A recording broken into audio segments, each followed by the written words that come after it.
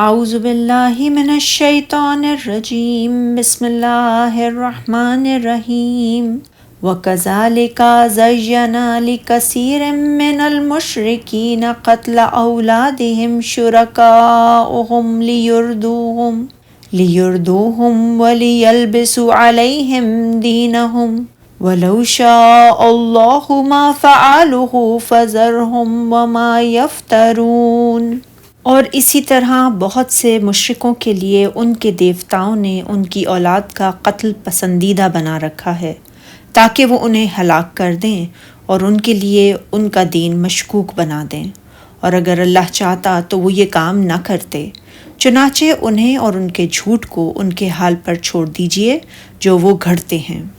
اللہ تعالیٰ نے فرمایا ہے کہ شیطانوں نے جس طرح ان کے لیے اس بات کو اچھا کر دکھایا کہ اللہ تعالیٰ ہی کی پیدا کردہ چیزوں، کھیتیوں اور چوپایوں میں اللہ کا بھی ایک حصہ مقرر کریں اور اپنے بتوں کا بھی، اسی طرح شیطان نے اس بات کو بھی ان کے لیے مزین کر دکھایا کہ بھوک کے خوف سے اولاد کو قتل کریں اور آر کے خوف سے بچیوں کو زندہ درگور کر دیں۔ علی بن ابو طلحہ نے بھی حضرت ابن عباس رضی اللہ تعالیٰ عنہ سے اسی طرح روایت کیا ہے کہ بہت سے مشرکوں کو ان کے شریکوں نے ان کے بچوں کو جان سے مار ڈالنا اچھا کر دکھایا ہے۔ مجاہد فرماتے ہیں کہ یہاں شیاطین مراد ہیں جنہوں نے انہیں اپنی اولاد کو بھوک کے ڈر کی وجہ سے زندہ درگور کر دینے کا حکم دیا۔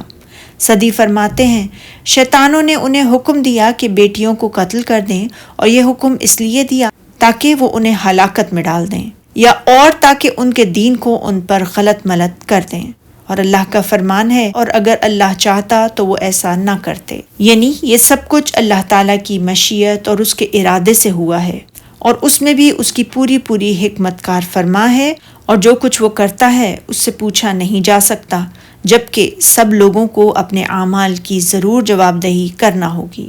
چنانچہ ان کو چھوڑ دیں کہ وہ جانیں اور ان کے جھوٹ،